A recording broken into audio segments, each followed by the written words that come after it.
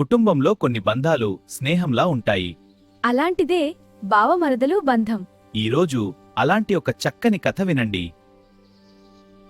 ఒక గ్రామంలో రవి అనే బావ, సీత అనే మరదలు ఉండేవారు. రవి చదువులో చురుకైనవాడు, సీత చురుకైనది, మంచి మనసున్నది. బావా, ఈ లెక్క నాకు అర్థం కావట్లేదు. పర్లేదు మరదలు, నేర్పిస్తా.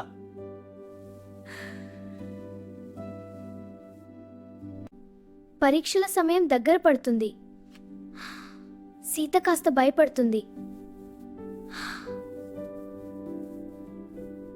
ధైర్యంగా చదువు, కష్టం అనిపించినప్పుడు అడుగు. సీత ప్రతిరోజు కష్టపడి చదువుతుంది. పరీక్ష రోజు సీత నమ్మకంగా పరీక్ష రాస్తుంది. ఫలితాలు వస్తాయి. సీత మంచి మార్కులు సాధిస్తుంది. అవును సీత, చాలా బాగా చేశావు. Thank you teacher. ఇది నీ కృషికి ఫలితం. బావా, నీ సహాయం లేకపోతే ఇది సాధ్యం కాదు. నీ కష్టమే నిన్ను గెలిపించింది మరదలు.